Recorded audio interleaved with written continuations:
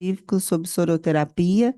Depois vamos passar a palavra para o doutor Wagner Gil, doutor Fernando Barro. Doutor Adriano, a palavra está com o senhor. Boa noite, obrigado. Boa noite a todos. Eu vou fazer uma breve apresentação só para dar uma introdução aí em relação ao tema, para a gente abrir para discussão. Bom, a soroterapia, ela é um tratamento feito através da administração de soluções com ou sem medicamentos ou anticorpos diretamente na veia para prevenir ou tratar situações como envenenamento, acidentes por animais peçonhentos, infecções, deficiência nutricional, desidratação, feitos em ambiente hospitalar, geralmente. A soroterapia, ela é útil quando o indivíduo necessita dessa rápida absorção por algum motivo, como no caso de pacientes que fizeram uma cirurgia bariátrica, que possuem doenças inflamatórias intestinais, que interferem na absorção de nutrientes, pacientes com anemia, com repercussão sistêmica, necessitando de um aporte rápido de ferro, dentre outros.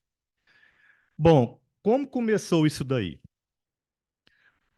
O que começou com uma cura revolucionária para a ressaca, a soroterapia ela começou com estandes montados em festas, geralmente eletrônicas, nos Estados Unidos, no Reino Unido.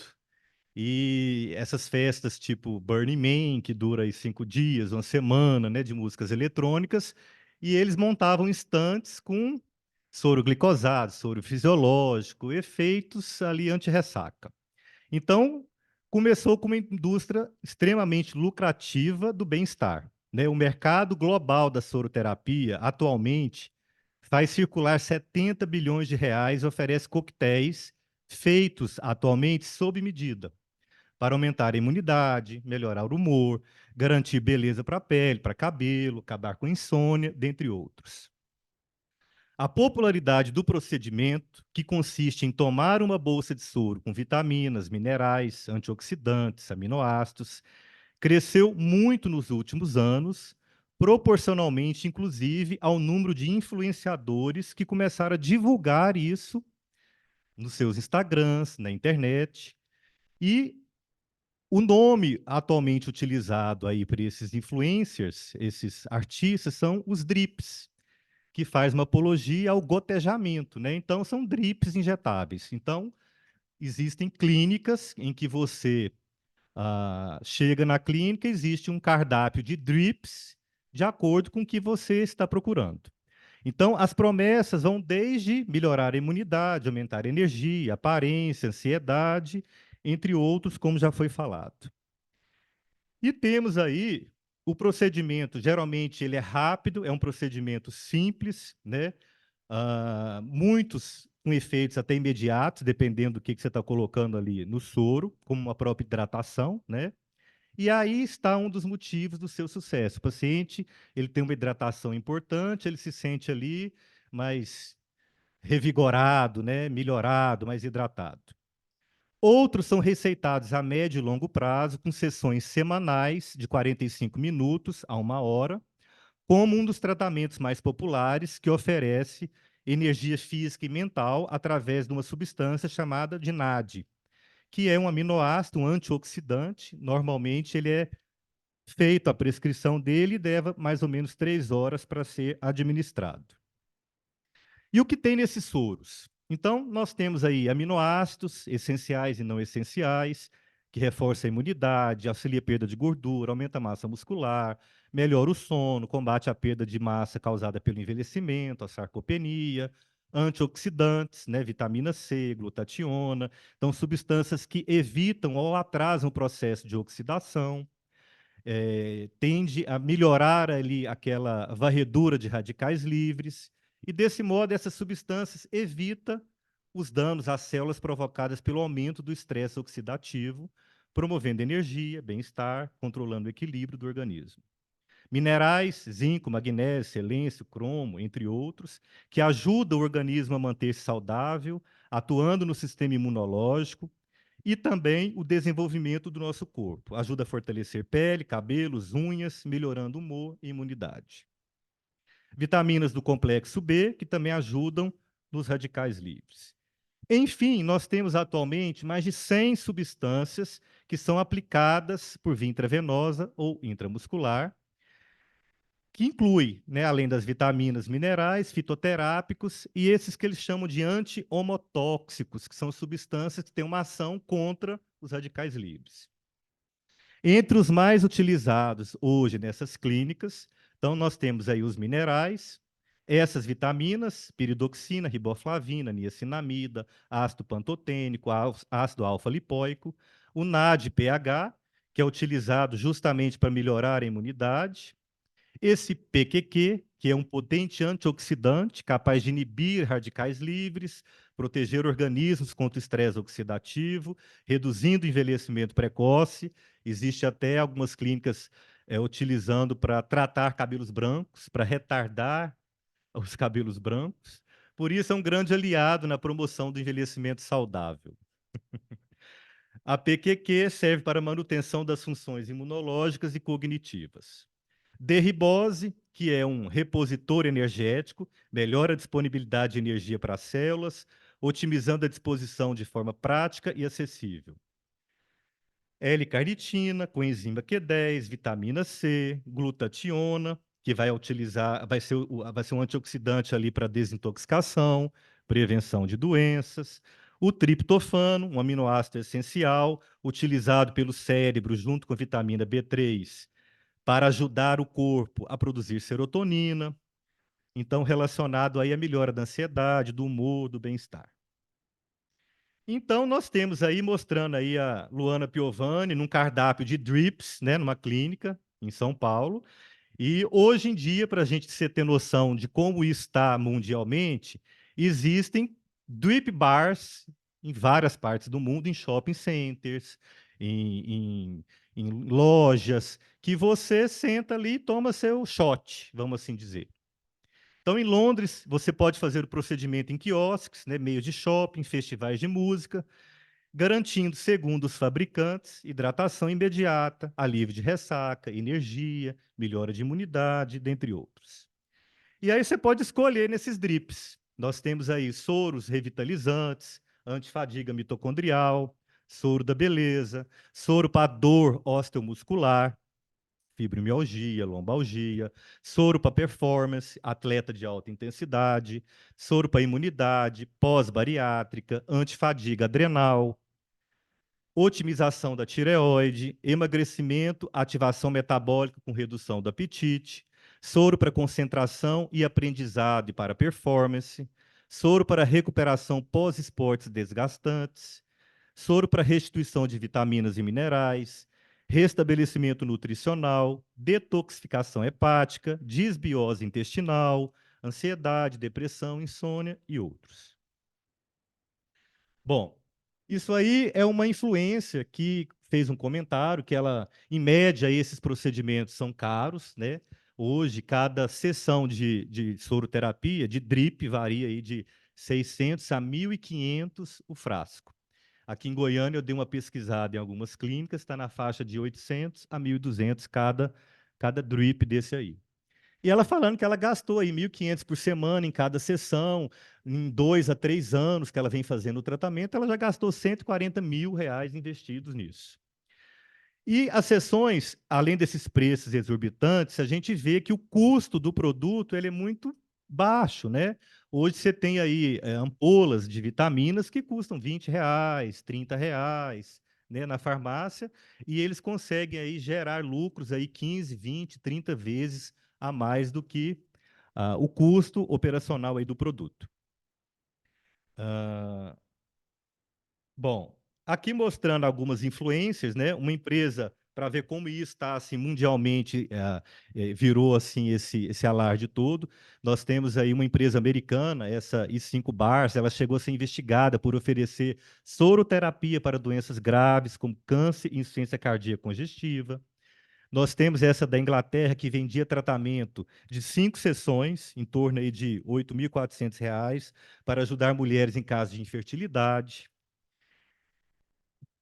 E para se ter uma ideia da popularidade do procedimento, nós temos aí, né, até atrizes americanas que estão à frente de grupos que vendem essa soroterapia, que tem marcas de produtos de bem-estar, e ela recebia um coquetel de soroterapia enquanto ela fazia um podcast divulgando o produto.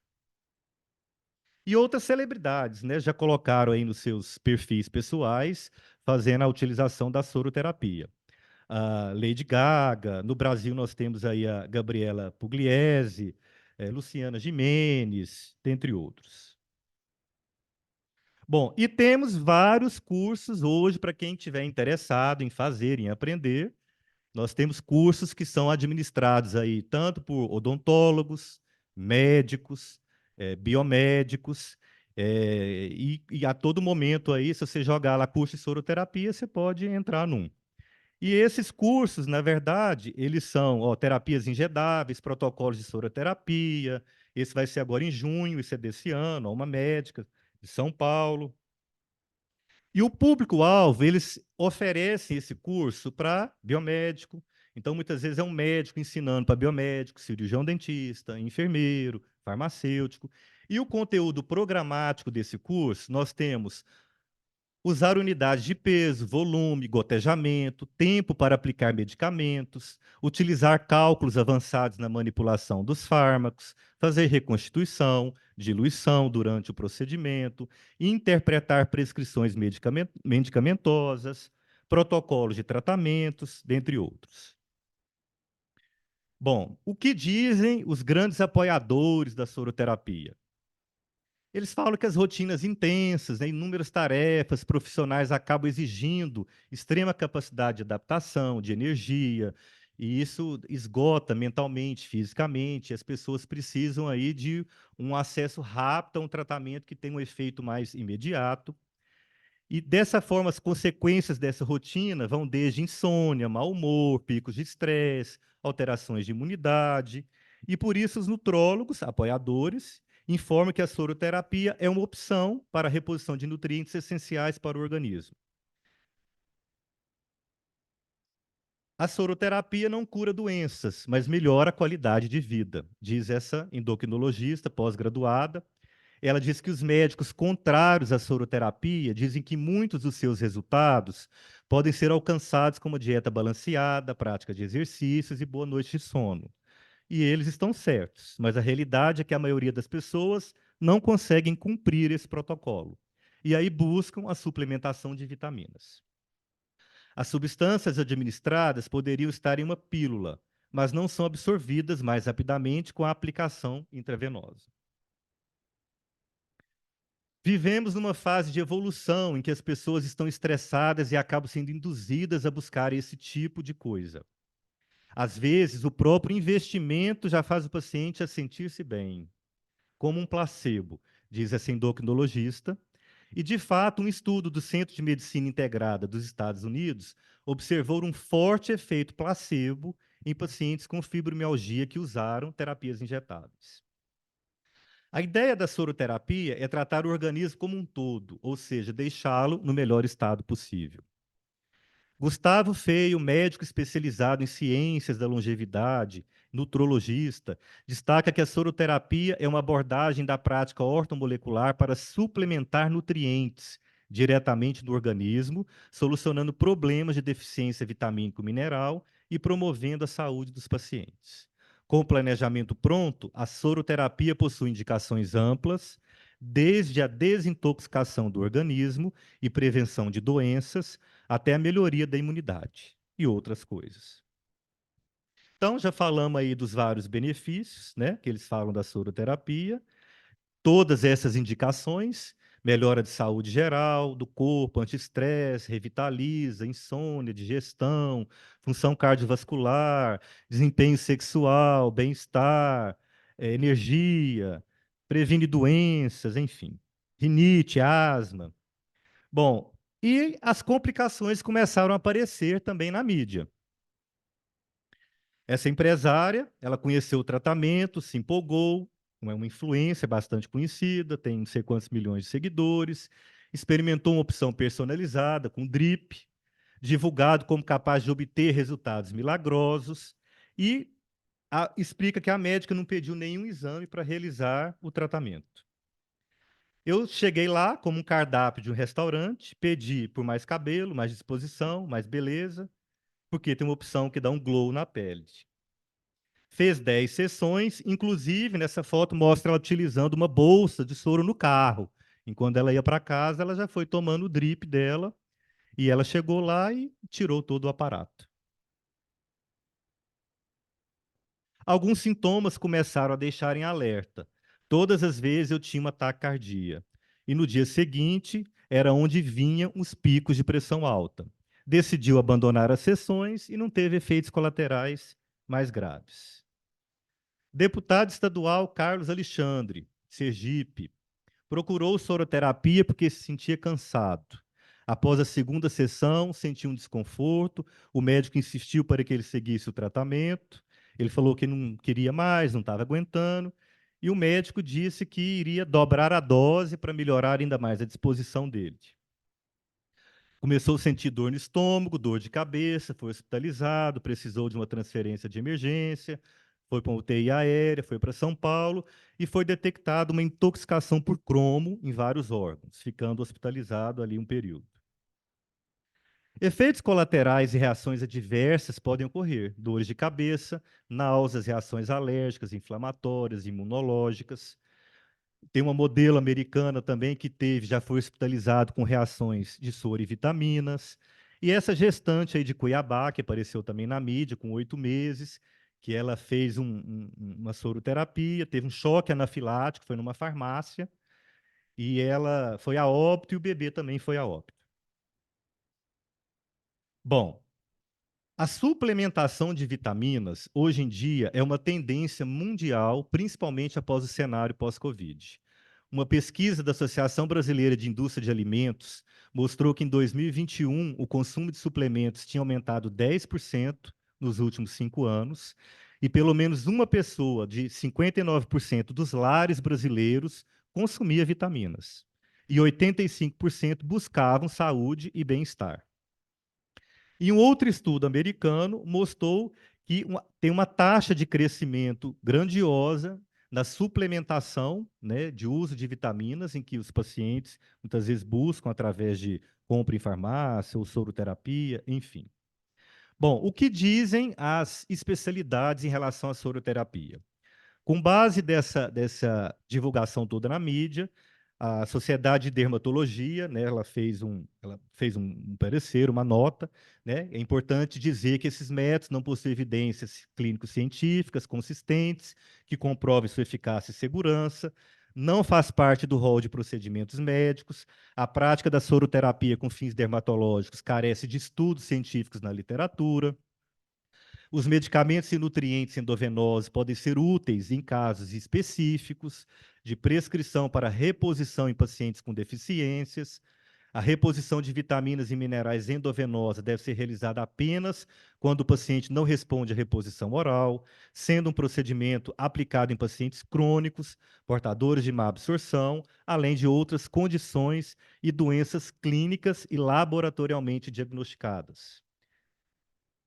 As intervenções médicas sempre devem ter por base as evidências clínicas e epidemiológicas que indiquem que o efeito terapêutico benéfico é superior a potenciais efeitos adversos. A Sociedade de Endocrinologia também, né, é consenso que é recomendada para casos bastante específicos, principalmente nos pacientes com dificuldade de absorção. A ABRAM, Sociedade de Nutrologia, né, com a ampla repercussão na mídia sobre o uso da soroterapia, ela também deu um parecer técnico, né, que não faz parte do rol de procedimentos do médico nutrólogo, deve ser feito em casos bastante específicos, não tem como finalidade nenhuma cunho estético, dentre outros. E o CFM, ele tem uma resolução 2004, de 8 de novembro de 2012. Vou passar bem rápido algumas coisas da resolução. Artigo 1º, os termos prática ortomolecular, biomolecular ou outros assemelhados não caracterizam especialidade médica nem área de atuação, não podendo ser anunciados de acordo com as resoluções normativas. Segundo, A avaliação de nutrientes, vitaminas, minerais, ácidos graxos, aminoácidos que podem eventualmente estar em falta ou em excesso faz parte da propedêutica médica. A identificação de alguma das deficiências ou excessos só poderá ser atribuída a erro nutricional ou distúrbio da função digestiva após terem sido investigadas e ou tratadas as doenças de base concomitantes.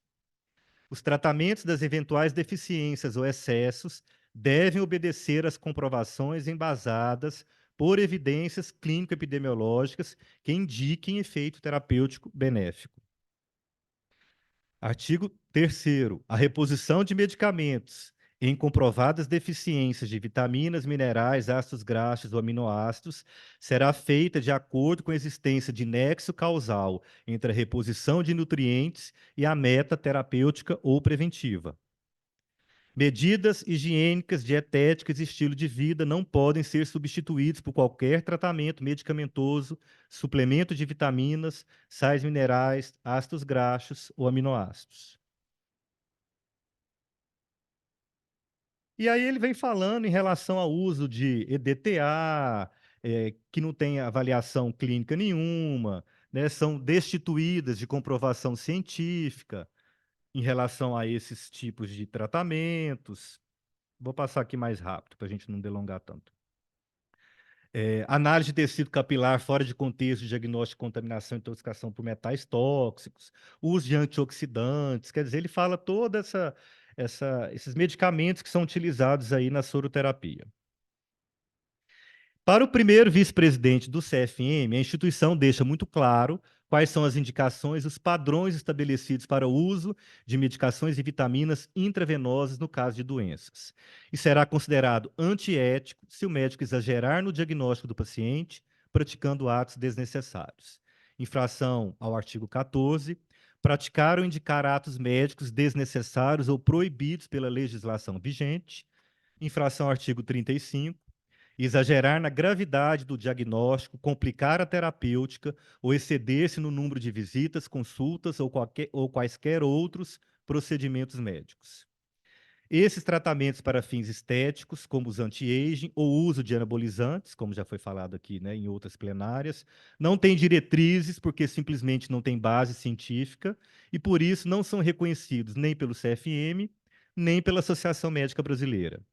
Ele reconhece que a soroterapia virou uma febre mundial e alerta que pode acarretar risco à saúde se for feita de maneira insegura. Dentre as conclusões, quando um tratamento sério como este viraliza e vira um tratamento de desejo, corre-se um risco grande de tratar indevidamente uma deficiência nutricional ou algo bastante grave, deixar o paciente com uma superdosagem de determinada vitamina. Recentemente, uma força-tarefa de serviço de prevenção dos Estados Unidos fez uma revisão e apresentou 52 estudos sobre o uso de vitaminas orais intravenosas, além de revisar 84 estudos e testar um produto em 700 mil pessoas. Conclusão: não há evidência suficiente de qualquer benefício de prolongamento de vida para adultos saudáveis com o uso de vitaminas e minerais. A soroterapia é um tratamento válido e sério, porém deve ser feita com muita cautela e por profissionais altamente treinados. É preciso uma recomendação médica e a presença de um médico para realizar o procedimento. Além disso, o paciente deve passar por uma triagem com exames e histórico clínico, é indicado em caso de deficiências determinadas, vitaminas, e caso precise ser realizada, é indicado que seja feita dentro do serviço hospitalar. Obrigado.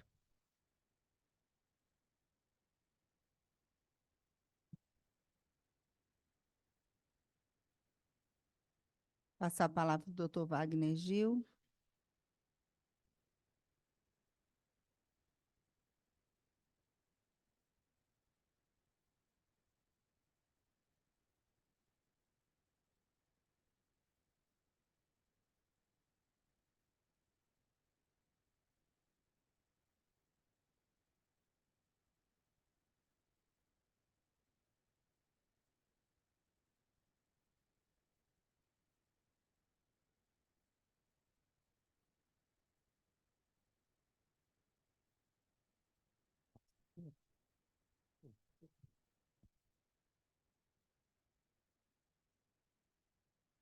Muito boa noite a todos que estão aqui nesse auditório, quem está nos acompanhando pelo Zoom. Em nome do CREMEG, eu queria agradecer as pessoas que se interessam por esse tema. Nós temos uma preocupação muito grande com a magnitude que esse assunto se tornou no mundo, né, no Brasil e no mundo, e os riscos inerentes a essa questão. Então, parabenizar aqui o doutor Adriano, que já esgotou muito da ciência do tema, e eu trouxe algumas coisas interessantes que eu achei na internet para apimentar um pouco mais essa discussão. Então, do lado esquerdo aí está a definição, né, do Ministério da Saúde, do que é soroterapia, né? A terapia injetável, técnica de aplicação endovenosa, passando automático aqui, peraí.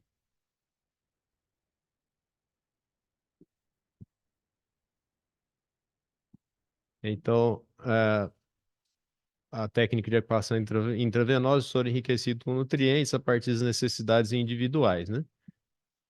Ô, Regis, como que eu faço para parar de passar automático?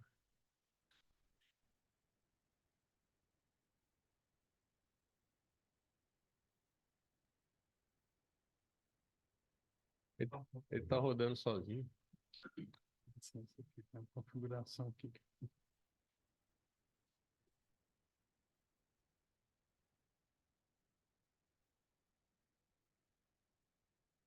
Injeção. Mas tá com o clicar do mouse. Ele tá sozinho. Tá aí automático. Não é a primeira vez que vai. Aí tem que trazer o online. Vê isso agora. Vamos lá. Então, e aí do lado direito, continua.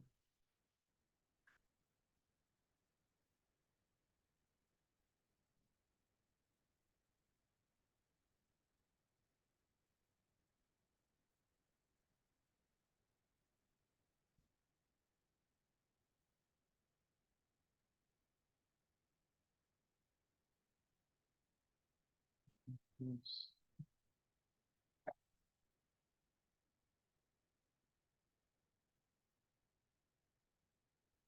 Vamos ver se não. Então, continuando do lado direito, é um recorte do G1, né? Exatamente com a questão da soroterapia virando um hit, né? Nas redes sociais aí, com promessas milagrosas, mas com alerta para a falta de evidências, né? E os graves riscos, os valores que o doutor Adriano já explicitou aí, que podem variar muito, né? Dependendo do contexto. Mais recortes ali, né? De promessas. Virou uma febre, né? Entre famosos, blogueiras, artistas, né? E nessa matéria aí, tem um alerta, né, do Dr. Paulo Augusto Miranda, presidente da Sociedade Brasileira de Endocrinologia e Metabologia, que frente a tratamentos prometem ser milagrosos, tem que desconfiar, né? As promessas, elas são muitas, né? Emagrecimento, ganho de massa muscular, embelezamento dos cabelos, unha, imunidade, depressão, ansiedade, memória, tudo aquilo que já foi falado. Os riscos são múltiplos, né? Eles vão desde os riscos de uma punção venosa desnecessária até processos infecciosos, alérgicos e intoxicação.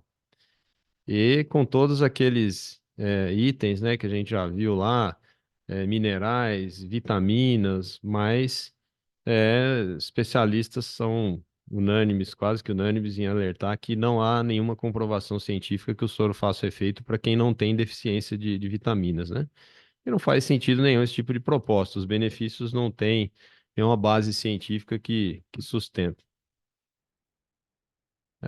Clínicas no Brasil e no mundo inteiro que oferecem serviço com ou sem prescrição médica, né? O preço varia muito e a gente não pode pensar nisso como um tratamento de saúde, né? É um ambiente comercial, né? De produtos para que as pessoas são convencidas que terão algum benefício. É carente de comprovação científica, não tem resultados mensuráveis. E eu costumo comparar isso como espantar dinossauro. É como se eu chegasse aqui e vendesse uma poção milagrosa para vocês, para que vocês espantassem dinossauros da vida de vocês. As pessoas estão usando o soro com a promessa de prevenir doenças que ninguém sabe se elas teriam, né? E de melhorar fatores que não são mensuráveis, né? Então a ciência não tem nenhuma comprovação para se dizer isso. Isso é um grande perigo, né? Grande perigo que ganhou muito corpo durante a pandemia, onde as pessoas amedrontadas, elas recorriam a qualquer tipo de promessa. E não há jeito melhor de controlar o comportamento das pessoas do que incutindo medo nelas. Então, muito dessa estratégia está relacionada a isso. E a medicina corre um sério risco de abandonar, de perder a credibilidade que ela levou décadas, séculos talvez, para adquirir com a prática da medicina baseada em evidência. Então, se a gente permite que a medicina caminhe para um lado que não tem evidência científica, nós estamos pondo em risco a credibilidade da nossa profissão. É fundamental que as pessoas tenham uma indicação médica, né? Expor a saúde a riscos desnecessários não vale a pena e muitas vezes o preço é muito alto, né? O Dr. Paulo, presidente da Sociedade de Endocrinologia, na sua entrevista, né? A questão da morte da gestante e do feto, que o Adriano já apresentou previamente. E aí, dois recortes, quando a gente coloca soroterapia no Instagram, são as duas primeiras referências que aparecem, né? A da esquerda ali, um site denominado um domínio denominado Soroterapia Oficial no Instagram, que promete tudo aquilo ali, ó, mais hidratação, mais energia, melhor rendimento físico, redução de estresse, melhora da imunidade, cabelo e unhas mais fortes. E aí eu me lembro de um texto que eu li quando eu estava prestando prova de residência há mais de 2 décadas atrás, que falava da medicalização da saúde. Aliás, a medicalização do social, onde as pessoas vivem uma vida, como o Adriano expôs lá atrás, negligenciando todos os cuidados de alimentação, de repouso, de descanso, de atividade física, e seria num simples soro que a gente conseguiria neutralizar todo esse estilo de vida danoso, né? E que o CFM se posicionou muito bem a respeito disso, que não existe medicamento que possa compensar maus hábitos de vida. E do lado direito, a segunda referência que aparece quando a gente digita soroterapia no Instagram é um domínio também, um perfil de uma enfermeira esteta, assim ela se define, né? Oferecendo uma promoção para o Dia das Mães. Olha só, quão comercial é, né? O quão chamativo. Então, não é uma coisa que está exclusiva, relacionada à categoria médica, vários outros profissionais, farmacêuticos, enfermeiros, fisioterapeutas e uma infinidade aí com exercício legal da medicina. Então, a população está exposta a isso daí, a promoção para o Dia das Mães. Olha o oportunismo, né, presente. E aí eu listei aqui algumas considerações a respeito do código de ética que eu acho que tem que nortear um pouco essa discussão, né? Os princípios fundamentais, o alvo de toda atenção do médico é a saúde do ser humano, em benefício da qual deverá agir com o máximo de zelo, o melhor de sua capacidade profissional. Medicina baseada em evidência. A medicina não pode, em nenhuma circunstância ou forma, ser exercida como comércio. E a natureza personalíssima da atuação profissional do médico não pode caracterizar a relação de consumo. Então, tendo isso em mente, eu listei a seguir algumas das possíveis infrações éticas cometidas nesse cenário. Então, o artigo 1º, né? Código de Ética Médica, causar dano ao paciente por ação ou omissão caracterizável como imperícia, imprudência ou negligência. No artigo 14º, praticar ou indicar atos médicos desnecessários ou proibidos pela legislação vigente no país. Quando a gente se defronta com indicações que não estão baseadas em evidência, né, fica claro que não tem um substrato de necessidade. No artigo 20, permitir que interesses pecuniários, né, e outros interesses interfiram na escolha dos melhores meios de prevenção, diagnóstico ou tratamento disponíveis e cientificamente reconhecidos no interesse da saúde do paciente ou da sociedade. No artigo 40, reza que aproveitar-se de situações decorrentes da relação médico-paciente para obter vantagem física, emocional, financeira ou qualquer outra natureza. No artigo 58 é vedado o exercício mercantilista da medicina. E por que não citar o artigo 69, em que é vedado exercer simultaneamente a medicina e a farmácia, né? Ou comercialização de medicamentos, órteses e próteses, cuja compra decorre de influência direta em virtude da sua atividade profissional.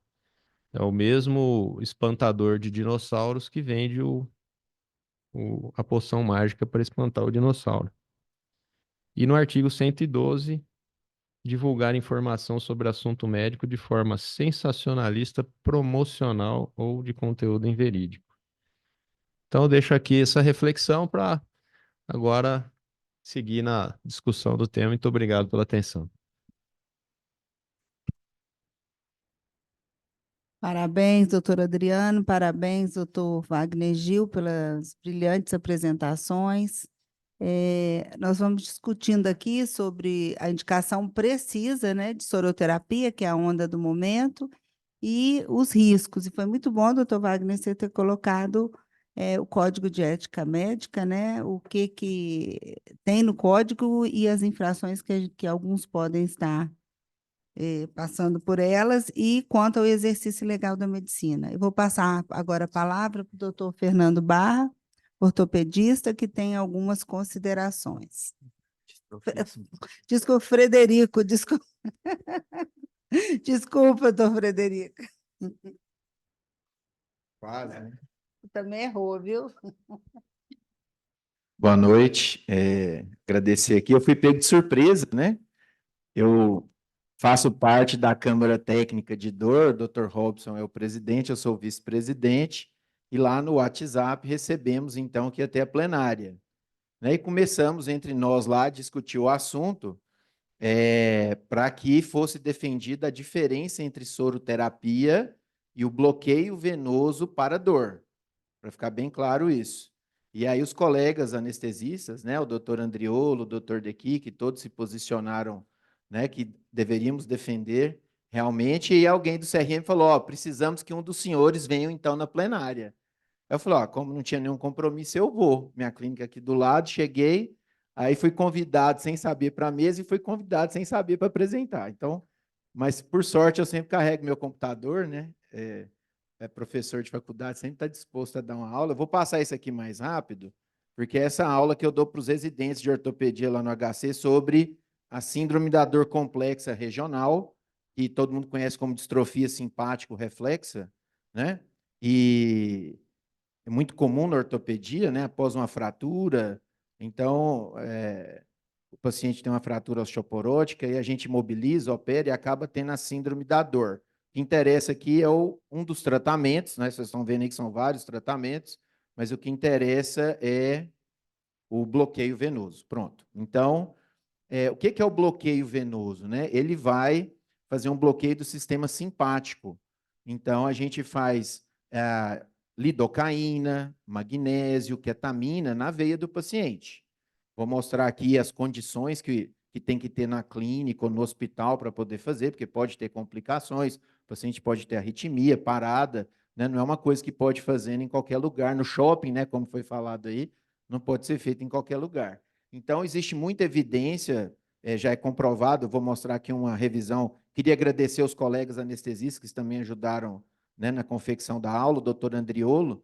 Então, não vou entrar em detalhes sobre os anestésicos aqui, acho que não é o motivo, mas só para mostrar que desde da Segunda Guerra Mundial se usa a lidocaína endovenosa para analgesia. Aqui está uma revisão da Cochrane, mostrando que, apesar da grande complexidade da dor neuropática, a injeção intravenosa da lidocaína é mais efetiva que o placebo para diminuir a dor. Então, tem as indicações de neuropatia periférica, plexopatia, radiculopatia, síndrome da dor complexa regional tipo 1 e 2, lesado medular, dor de origem central, que é o pós-AVC, esclerose múltipla, neuralgia do trigêmeo, dor pós-amputação e fibromialgia. Então, acho que isso já é bem consolidado na literatura. A gente pode estar usando, né, de maneira bem segura e bem objetiva e orientada com relação a isso para os nossos pacientes que tenham dor crônica, que já tenham tentado, né, outros tratamentos de consenso, linha A, linha B de tratamento, né, nível A de evidência, e que a gente pode estar usando o bloqueio venoso, então, para ajudar esses pacientes. Então, tem todo o mecanismo aí, como eles funcionam, né? Inibição de canais de sódio, cálcio, potássio, diminuição de citocinas inflamatórias. Aqui alguns artigos do British Journal of Anesthesiology de 2019, as indicações, então, para dor neuropática, neuropatia diabética, lesão periférica de nervo, neuralgia pós-herpética, dor crônica, dor de origem central. Aqui algumas indicações de como fazer. Então, geralmente é um soro que corre durante 1 hora, se você usar só a lidocaína, e são 3 miligramas por quilo. Tá? Se for usar a ketamina, é 0,3. Como que é o protocolo? Então, é feito uma vez por semana, o paciente vai na clínica que tenha condições de, né, fazer o procedimento, ou no hospital, fica lá 1, 2 horas tomando soro, e isso é feito por pelo menos 4 semanas. E aí você tem o resultado. Se o paciente tiver uma melhora acima de 50%, você pode prolongar isso para 8 a 12 semanas. Então, seriam 3 meses de tratamento. O objetivo na dor crônica é fazer uma dessensibilização central da dor, diminuindo a dor do paciente que está refratário a outros tratamentos já convencionais, com anticonvulsivantes, opioides, antidepressivos, por aí vai. A lidocaína é muito barato, né? Tem várias vantagens, poucos efeitos colaterais, mas existe risco, né? Risco de, a gente vai ver mais para frente, de arritmia, depressão, e o paciente pode ter alguma complicação mais séria. A ketamina também é usada, né? Muitos psiquiatras usam também aí na tentativa de suicídio, né? Na emergência, mas para dor, a gente pode usar principalmente na dor nociplástica. Então, o paciente que tem um perfil mais depressivo, fibromialgico, a ketamina ajuda também.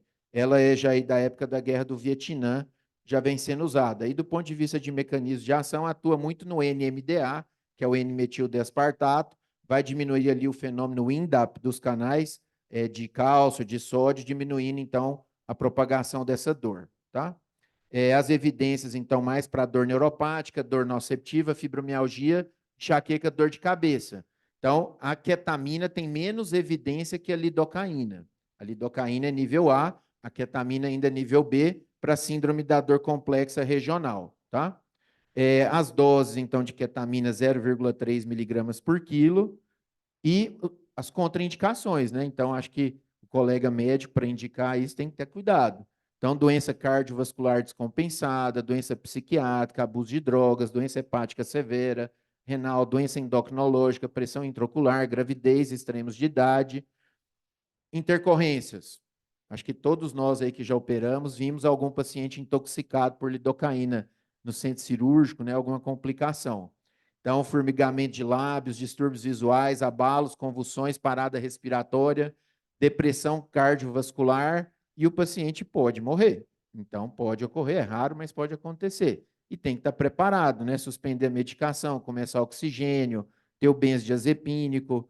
Então, a ideia, né, assim, eu sou ortopedista, dentro da dor da ortopedia, sou o presidente do Comitê de Dor da SBOT Nacional. Então, a ideia é a gente divulgar os tratamentos que, do ponto de vista médico, estão amparados em meta-análise, em revisões sistemáticas, que têm uma utilização mundial, né, bem consolidada, e eu acho que o que tem que diferenciar aqui, eu vim mais por esse motivo, para diferenciar o que é soroterapia, eu não sei o que é, agora aprendi com os doutores, do bloqueio venoso simpático. Então, eu acho que a gente não pode misturar, né? Eu acho que os colegas anestesistas, na minha clínica eu tenho 3 desfibrilador, balão de oxigênio, e não faço lá o bloqueio venoso. Prefiro mandar para os colegas anestesistas, eu me sinto muito mais seguro que o colega faça no pronto-socorro de um hospital, que tem toda a estrutura para atendimento, ou numa clínica de oncologia, que tem, né, condições de reanimar o paciente de uma forma mais ampla, né, que já estão acostumados a fazer muito soro, os colegas da endoscopia, né, que também tem toda uma estrutura pronta para fazer anestesia no paciente. Então, aí onde o colega anestesista vai fazer, ele vai determinar com segurança para o paciente.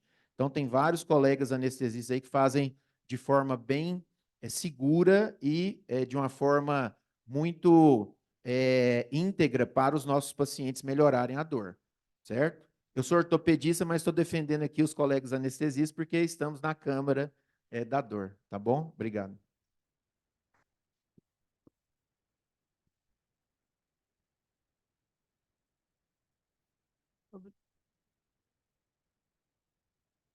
Obrigada, doutor Frederico Barra. Foi muito importante porque havia essa diferenciação, né? Nós vimos aqui os riscos, a precisão que tem que ter na indicação e os riscos da soroterapia. Queria abrir a palavra para alguém que queira se manifestar. Doutora Loiane.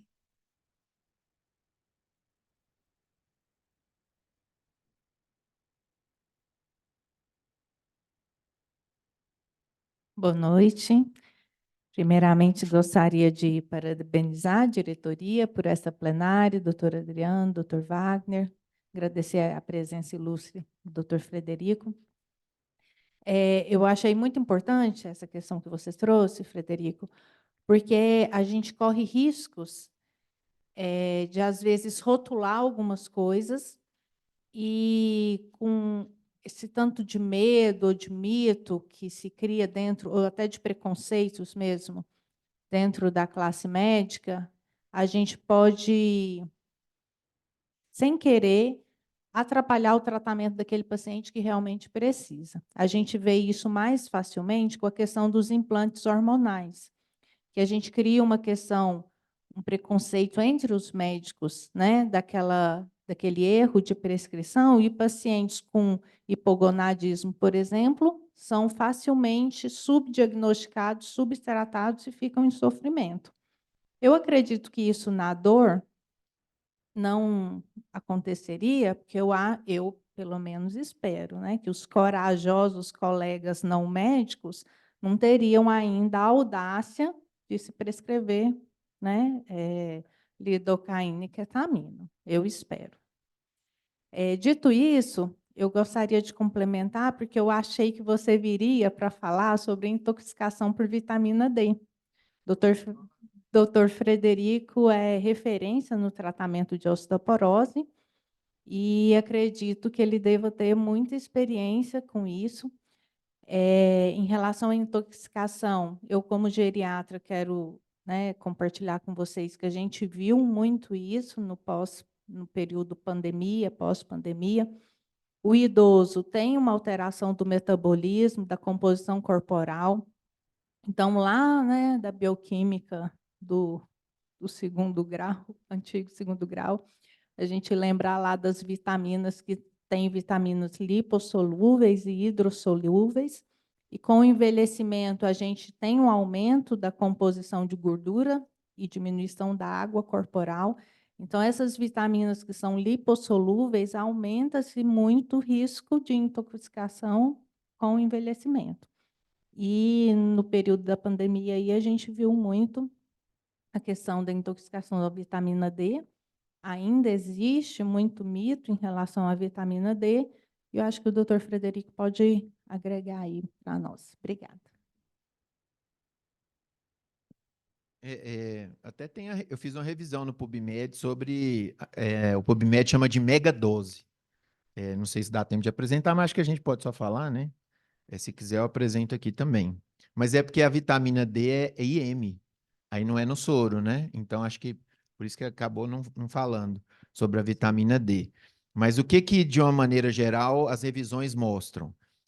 Qual é o problema? Acho que é um problema da maior discussão aqui do CRM é o seguinte: a maioria de nós, né, que estudamos, aprendemos, continuamos estudando, às vezes a gente tende muito a ver o benefício dos tratamentos e não o malefício que pode trazer, certo? É uma tendência nossa a fazer isso. Por exemplo, eu sou ortopedista.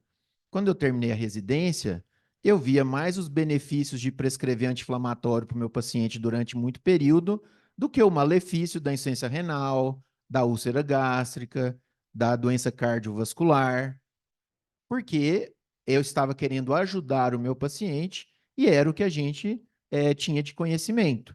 Ao estudar mais profundamente, você começa a ver os malefícios que aquele tratamento, estou dando um exemplo do anti-inflamatório, mas pode ser um tratamento cirúrgico, né, um tratamento venoso, o que for. Então, eu acho que um dos problemas do médico, de uma maneira geral, é enxergar o que ele pode prejudicar o paciente em termos de malefício, em detrimento da informação daquele artigo científico, daquele estudo que traz que é um benefício. Esses estudos aí, como o doutor falou, não existe evidência científica que eles trazem benefício. para pessoas saudáveis. Talvez tragam para o paciente bariátrico, para quem precisa, né? Agora, antes de fazer, tem que pensar no malefício, primo non nocere. Então, eu acho que o malefício deve ser estudado. Então, o que que fala em termos de vitamina D? Doses de 300 e 600 mil não devem ser realizadas. Hoje atendi uma paciente que veio do interior do Pará, está tomando de 3 em 3 meses uma injeção de 600 mil de vitamina D. Então, já mandei ela suspender, não tem necessidade. Mas por que que o médico prescreve isso? Porque quando ele vai num congresso, ele estuda, ou vê de orelhada, vê por cima, não aprofunda no estudo, lá fala assim, olha, tomar uma dose de 600 mil unidades de vitamina D uma vez por ano vai manter a sua vitamina D num nível de 75 nanogramas por decilitro por um ano. Então, ao invés de você tomar comprimido todo dia, que é seguro até 2.000 unidades por dia, é seguro até para criança. Então, em vez de você tomar todo dia 2.000 e chegar numa dose de manutenção, quando necessário, ou uma dose de ataque de 50 mil semanal por 2, 3 meses, você toma uma injeção de 600 mil e você vai ficar bem o ano inteiro. Ótimo, isso é o benefício. Agora, qual é o malefício? A vitamina D em excesso vai levar a um hipoparatiroidismo, que leva a nefrocalcinose, que leva a insuficiência renal, certo? Então, às vezes o colega não está enxergando além daquela informação do benefício e está vendo do malefício, está vendo só o benefício que o tratamento vai trazer e não enxerga o malefício que aquele tratamento pode trazer. Então, acho que não é só, né, nesse tema que estamos discutindo, acho que é de maneira geral. Acho que a maioria dos problemas que tem aqui, acho que é esse. Estamos enxergando o benefício, mas não estamos nos preocupando com o malefício que aquele determinado tratamento pode trazer. Do ponto de vista de doses de 100 mil unidades, existe comprimido de 100 mil unidades. Tem laboratório que tem dose de 50 mil, 60 mil e 100 mil. Só que na bula do comprimido fala que ele deve ser usado de 3 em 3 meses. Não deve ser usado com frequência.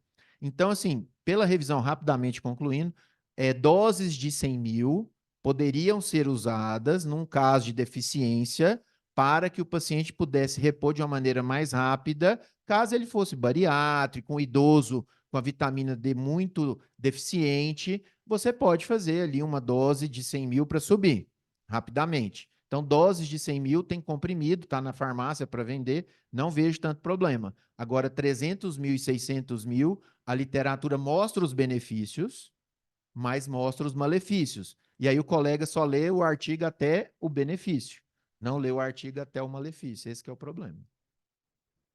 Alguém mais? Voltando à soroterapia? Doutor Valdemir?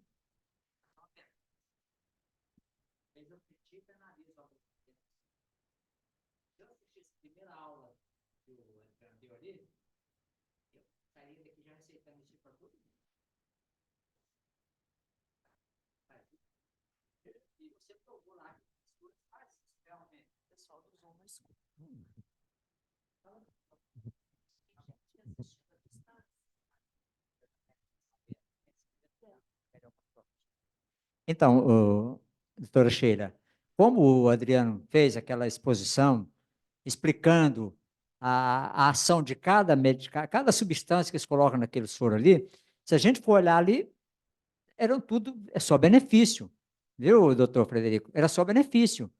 Não há nenhum motivo em que pensar, falar, vamos fazer isso, pode fazer ou não ser feito. Agora, aí depois, tudo bem, aí depois se for um pouquinho no final as complicações, né? Um pouco mais. Mas se a gente assistisse essa primeira palestra, a gente pensaria, não, então uma contraindicação em fazer. Mas eu acho que o maior problema aí que nós podemos estar incorrendo pode ser da intoxicação, pode ser das superdosagens, sem ter os exames prontos, né? Ali, aí é a geriátrica que pode dizer, tem aí os endocrinologistas que vão interpretar melhor aí qual a dosagem necessária. Eu acho que tem que individualizar também essa dose. Para alguma pessoa, vitamina D em 30 e 60 tá bom, mas para vezes aquela pessoa 30 não é bom. Então, eu acho que individualizar essas doses e ser uma coisa bem indicada, tá certo. Agora, o maior problema, né, doutor Adriano, eu acho que cai aí, Wagner, também, é o mercantilismo. Você fazer isso puramente como mercantilismo, você querer ganhar dinheiro usando aí, se realmente você está infringindo aquele código ali, de aplicar o que é necessário para uma pessoa, não tem aquela necessidade, e também ainda pode vir causar danos a ele. Então, se fosse a primeira aula, Adriano, eu ia sair daqui receitando isso também, já, apesar de estar com 70 anos. Mas foi bem explicado e a gente está incorrendo nesse artigo. Eu gostaria que vocês complementassem mais alguma coisa aí, se vocês puderem falar.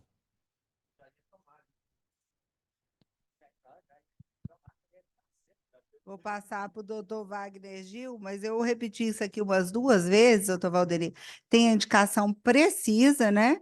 E principalmente feita por profissional médico, que é o que vai ter indicação precisa, porque tem seus riscos. Doutor Valdenir, eu costumo falar para os meus pacientes que não existe saúde em cápsulas e também não existe saúde em bolsas de soro, né? A saúde, viver de maneira saudável, no conceito mais moderno de saúde, que é viver em plenitude física e mental, requer um esforço diário em termos de horas de descanso, em termos de alimentação balanceada, em termos de prática de atividade física, enfim, de se cultivar hábitos saudáveis. Nenhuma cápsula, nenhuma bolsa de soro vai suprimir a ausência desses hábitos saudáveis. E vender essa ideia, eu acho que ela é uma prática desleal, porque nós somos o polo forte na relação médico-paciente, nós somos detentores do conhecimento, e usar essa posição para, de maneira a usar um sofisma, né, um raciocínio onde tem inverdades, onde você promete resultados que não são possíveis para pessoas que não têm necessidade, isso é reduzir a grandeza da nossa profissão a um aspecto monetário. E é isso que me preocupa, né? Obviamente, pessoas que têm doenças que as impedem de chegar nessa plenitude, que elas precisam de absorção de nutrientes, elas não podem ser feitas pelo intestino, né? Pelo tubo digestivo, obviamente está muito bem indicado, né? O que está se questionando aqui é exatamente essa questão comercial, essa promessa. E a criatividade é tão grande que, né, nas buscas que eu e o Adriano fizemos, a gente encontra, se depara com coisas que nos deixam surpresos. E em uma fonte lá, eu vi que se prometia o seguinte: olha, aqui na nossa clínica, as doses são individualizadas de acordo com as suas necessidades, e nós temos, o Adriano usou alguns termos, né? Shots, drips, eu encontrei a palavra blend. Aqui existe um blend para cada paciente. Eu só tinha ouvido falar em blend de café, de chocolate, ou misturar meio amargo com doce, café, de uma coisa com outra. Blend de uvas para vinho, o Adriano bem lembrou aqui. Agora um blend de nutrientes. Então nós estamos reduzindo a mais nobre das profissões a um comércio, a um balcão de negócios. E isso é o que nos preocupa. E eu quero encerrar aqui minha fala, eu falo muito, mas eu quero encerrar minha fala com uma provocação para essa plenária.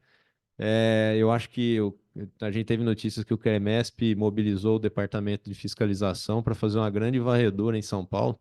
E aproveitando a presença do Dr. Antônio Carlos, que é o nosso diretor de fiscalização, né, com a anuência da doutora Sheila, pedir permissão para sugerir para essa plenária uma ação de fiscalização intensa dessa prática mercantilista, que eu acho que precisa ser coibida e cortada esse mal pela raiz. Wagner, então você estaria dizendo o seguinte, que concordo com tudo que você disse, e assino embaixo, acrescento mais alguma coisa. Então, nós estamos subjugando o QI das pessoas, a qual nós estamos relacionando com elas, indicando algo que não tem necessidade, e talvez com um efeito muito puramente mais psicológico ou indutório, como você tem a capacidade de induzir as pessoas, você ou qualquer pessoa que está fazendo essa prática. Então, talvez nós estejamos fazendo mais isso do que realmente sermos pessoas detentores do bem-estar da pessoa, que queremos o melhor para ela. Quando a gente dá uma pesquisada mais a fundo, assim, a gente se defronta com situações que são meio, até então, descabidas, né, no que a gente poderia esperar. Mas uma das utilizações da soroterapia de maneira não científica é na forma de co-intervenção. Um exemplo da minha especialidade, sou urologista. Vamos imaginar que chega já um senhor de mais idade com hipogonadismo, como a doutora Loiane falou, um hipogonadismo bem diagnosticado, com uma síndrome clínica, com 2 confirmações laboratoriais, e ele tem lá uma deficiência de testosterona. O que eu tenho que fazer com ele é uma terapia de reposição para levá-lo a níveis fisiológicos de testosterona e ele vai melhorar de todos os sintomas do hipogonadismo dele.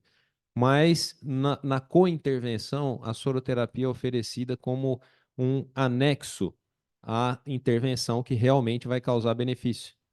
E ela é vendida dessa maneira. Então, o paciente é tratado, o hipogonadismo dele, ele vai melhorar, mas ele vai atribuir essa melhora à soroterapia, que é uma prática recorrente, que é recomendado que ele volte lá a cada 3, 4 semanas para fazer a manutenção. Então, essa prática, ela existe. Tem-se muitos lugares que se vende a soroterapia dessa maneira. Isso já foi feito, né, em outros moldes, por exemplo, na área da andrologia, da disfunção erétil, que é um problema de saúde pública mundial, porque 50% dos homens com mais de 50 anos têm disfunção erétil, já se fez isso demais. Quantas vezes a gente pega a receita de manipulado que tem lá trocentas mil coisas e no final da fórmula tem uma tadalafila. A tadalafila é a única coisa que está melhorando a função erétil daquele paciente baseada em evidência científica. E o restante, exatamente, isso aí, tem de tudo.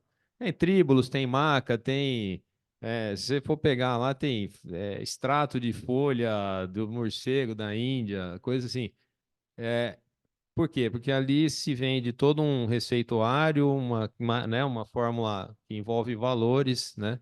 Então, e alguém está sendo beneficiado por isso daí, e até por distinção, olha, o meu médico me passa uma fórmula muito complexa que fez eu melhorar pra caramba. Então, essa co-intervenção não foi inventada agora com a soroterapia, mas virou muito rentável, né? Porque a reposição de testosterona ela pode ser feita via transdérmica ou injetável. Injetável, o paciente vai voltar a cada 3 meses, mas se com isso tiver uma venda casada ali de um soro, acaba ficando muito mais rentável. E a gente não pode transformar a medicina no balcão de negócios.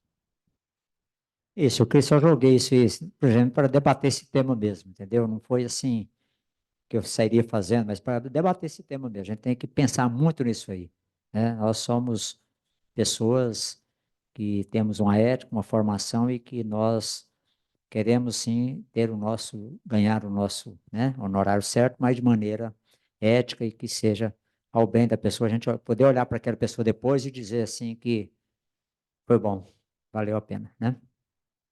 E a tadalafila é o que tem nível de evidência científica, né? O resto não tem. Então, mostrando aí justamente o que realmente tem o resultado, né? Já comprovado. É, doutor, se o senhor quase foi convencido a fazer um drip aqui, você imagina um paciente, né? Você chegando lá e floreando e mostrando tudo, né? E oferecendo aí promessas milagrosas. Então acaba que você cai no convencimento mesmo, não é?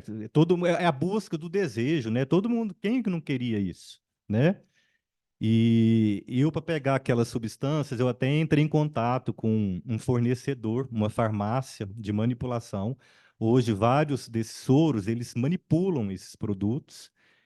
Ele me perguntou, né, no WhatsApp, o senhor já faz soroterapia? Eu falei assim, não.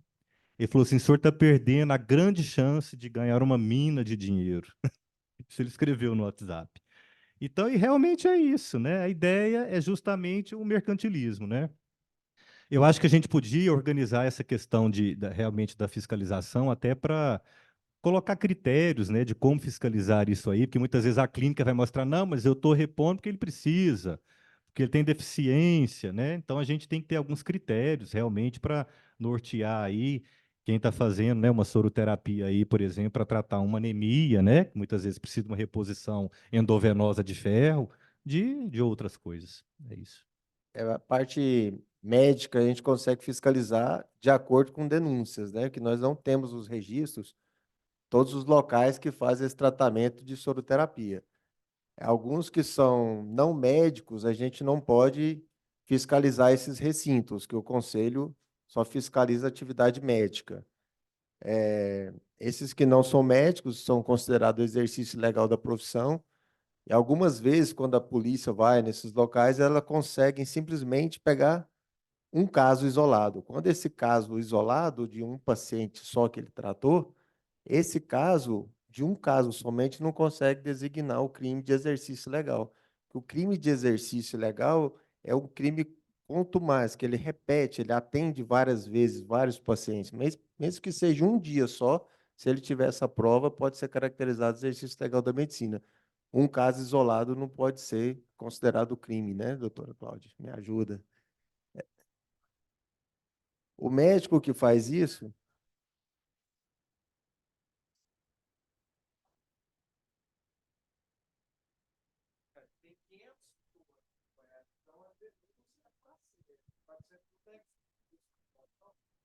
é,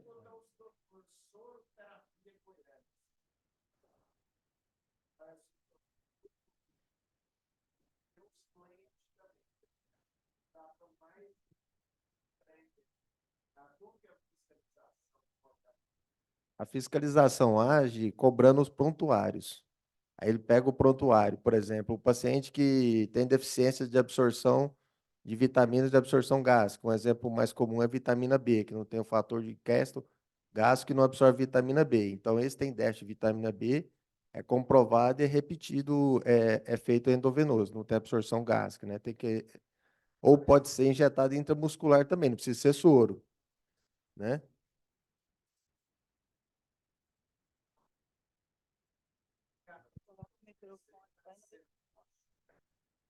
Chamava de doente. Os professores falavam, hoje tem tantos doentes no ambulatório. Aí depois virou, tem tantos pacientes. Hoje é os clientes, né?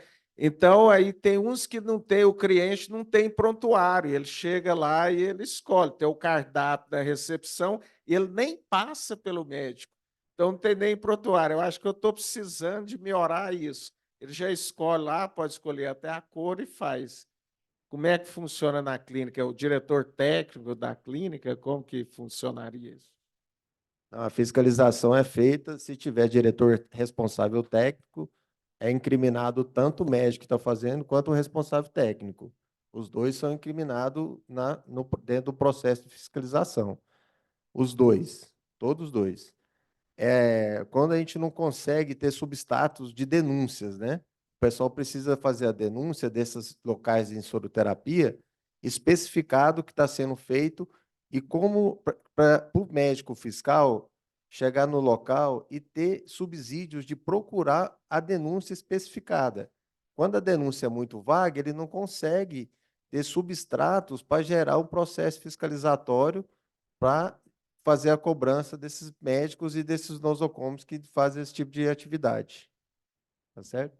Mas a fiscalização está sendo feita de acordo com a demanda e denúncia que a gente consegue receber isso aí. A gente não consegue fazer uma busca ativa em todas as unidades da cidade, né? Que quando, por exemplo, um consultório tem que ser o consultório tipo 3, que tem desfibrilador, carrinho de parada para fazer medicamento endovenoso nos pacientes. Oi? Não, nossa. Carlos, o e-mail ouvidoria@cremego.org.br tem recebido muitas denúncias de soroterapia, principalmente do interior. Pacientes e médicos têm mandado muitas denúncias de soroterapia. Todas são encaminhadas para a fiscalização e a fiscalização vai, né, doutor Antônio Carlos, e consegue, tá? Agindo em cima. Então, vou colocar aqui para todo mundo ouvir. Quem quiser denunciar, ouvidoria@cremego.org.br. Todos são fiscalizados. E nós temos começado a receber com mais frequência denúncias de soroterapia. Eu. Não adiantar da hora. Boa noite. Então, agradecer aos colegas que estiveram presentes, aos colegas conselheiros que estão aqui também presentes. Eu vou dar minha opinião, né? E o pessoal do Zoom aí. Vou dar minha opinião, a opinião da. Cada um tem a sua, mas enquanto a gente falar que existe soroterapia, a gente já começa errado. Porque eu acho que não existe soroterapia. Médico não faz soroterapia. Médico faz terapia de injetáveis. E por isso que eu coloquei aquilo no grupo lá de diretoria. Eu concordo com a Sociedade lá brasileira de Nutrologia. O médico faz terapia, o médico faz uma cuida, né, da saúde do indivíduo. Ele faz uma terapia para quem que precisa, ou para um doente, ou para quem está com a carência nutricional. Então, pode ser terapia nutricional, injetável, pode ser uma terapia outra que seja de injetável. Então, se a gente normatizar que existe soroterapia, a gente vai estar num caminho de aceitar isso como um tratamento médico, que não deve ser. Se um outro profissional de saúde, ou que não seja nem profissional de saúde, faz drips, drops, blend, inventa o nome que for, e o cliente vai lá e compra, a gente tem que alertar a população, campanhas de alertar a população do que tem os benefícios e malefícios, como a gente alerta todas as outras coisas que acontecem aí, o CREMEG, a Associação Médica, o sindicato, fica alertando a população do charlatanismo, do exercício ilegal da medicina. Então, eu acho, assim, minha posição é que essa palavra deveria ser banida da parte médica. Não existe soroterapia. Médico não prescreve soroterapia. Não existe soroterapia. Para e pensa, o médico aqui presente nessa plenária. Não existe isso, gente, soroterapia. Isso não existe. Agora, você quer fazer um tratamento no seu paciente porque ele tem um problema endocrinológico, você vai fazer uma terapia com injetáveis. Ah, ele está com deficiência de vitamina porque fez uma bariátrica. Você vai fazer uma terapia oral e injetáveis do que ele tem de carência. Então, o médico deveria abolir. Então, aí sim, se fosse o caso, evoluísse para isso, a gente cortaria aqui a raiz do problema. Porque médico não prescreve isso, porque isso não é uma prescrição médica. Aí você fala, e drops? O médico não tem nada a ver com isso. Se o médico estiver fazendo, aí ele está ilegal, ele está antiético. Ah, ele está fazendo um blend. Não, o médico não faz blend de vitamina. O médico vê o que precisa e prescreve. É uma mistura? É. É um blend, mas ele faz baseado na ética científica. Então, a minha opinião seria essa. Esse termo não deveria ser usado por médico, não deveria ser usado para avaliar médico, e o médico deveria fazer só terapia de injetáveis. Obrigado. Eu pedi o doutor. Quer falar? Só tem que ter um pouquinho de cuidado, Rafael. Por exemplo, que as prescrições do HDT têm muito soroterapia, por causa dos acidentes, né, de animais peçonhentos. E lá a gente coloca muito isso, soroterapia, com isso, com isso, com isso. Então, sim, mas sim, sim. Então a gente tem que ter só assim. Mas eu concordo com você. E as campanhas de conscientização, né? Isso é importantíssimo, porque isso nos ajuda muito a alertar a população a quem buscar, né? O que fazer. Eu pedi ao doutor Adriano Loyola para que ele colocasse de novo essa resolução aí do CFM 2004, de 8 de novembro de 2012. Por quê? Justamente por isso, Rafael. Para indicação, eu repeti isso várias vezes. Existem indicações precisas de terapia através de soro. E existem riscos também. Toda medicação injetável, quase toda, tem risco. Então, essa resolução é bom que a população seja bem ciente, que a gente faça muito, que a gente divulgue bastante essa resolução do CFM, né, Adriana? Eu achei muito importante, para que todos tomem conhecimento de quando que deve se indicar alguma reposição ou não, e os riscos. E que isso não é brincadeira, não é comércio, e não pode ter em qualquer esquina. Então, acho que a gente precisa sair daqui com esse pensamento, né? Tem indicações precisas, tem riscos, deve sempre ser feito por um médico e que tenha sua indicação precisa e que saiba que tem até, como disse o doutor Frederico, não vou errar, doutor Frederico, que o Antônio Carlos também, que precisa se ter o ambiente adequado para que seja feito devido aos riscos. Então, a gente precisa, sim, fazer uma campanha de conscientização e precisa fiscalizar muito, e vocês precisam denunciar através do e-mail ouvidoria@cremego.org.br. Alguém mais vai querer se pronunciar? Então, vai.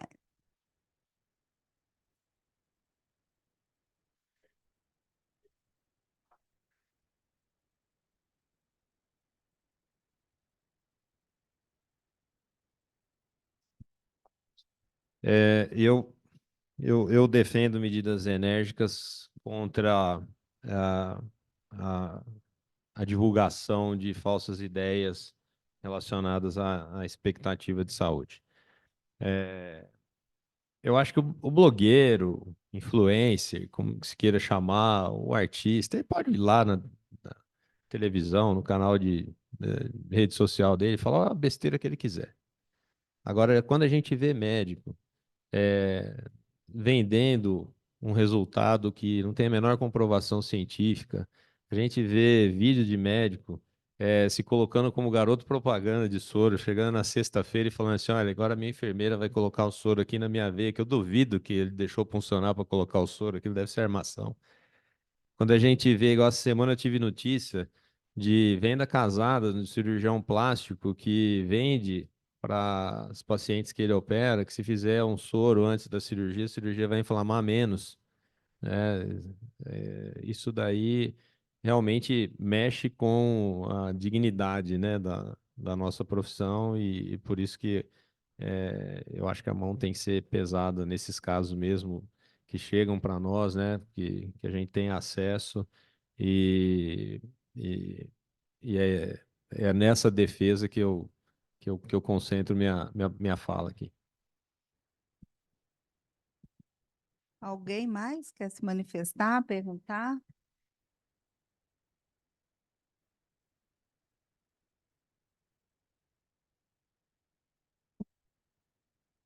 Primeiramente, parabenizar os colegas, acho que foi muito esclarecedor, muito importante.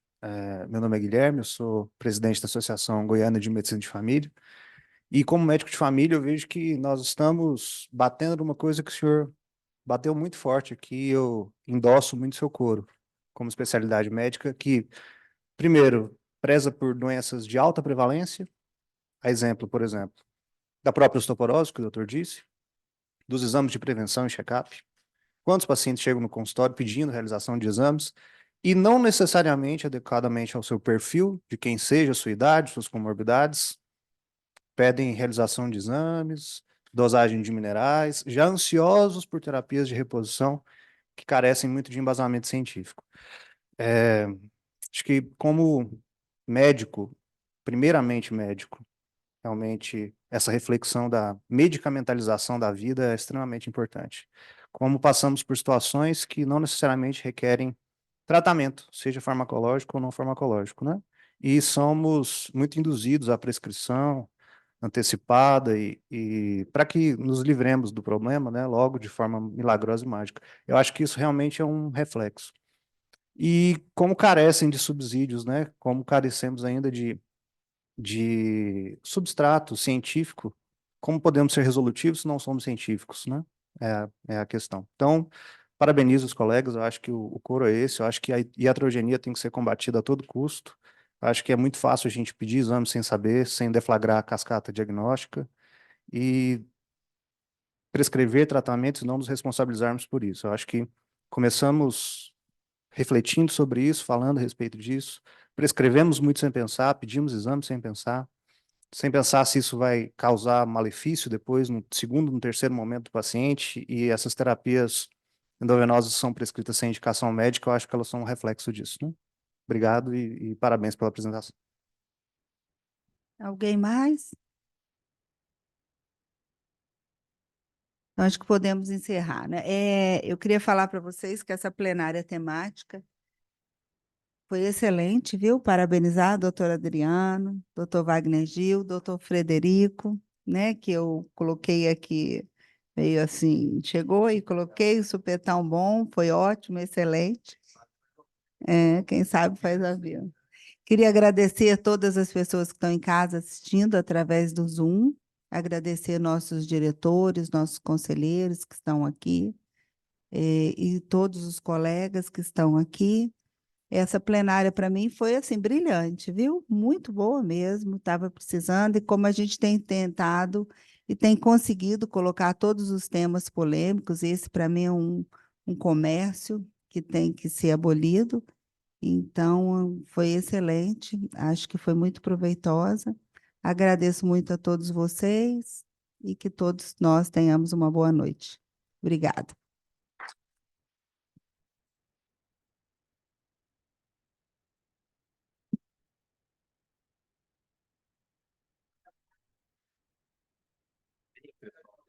médicas, eles estão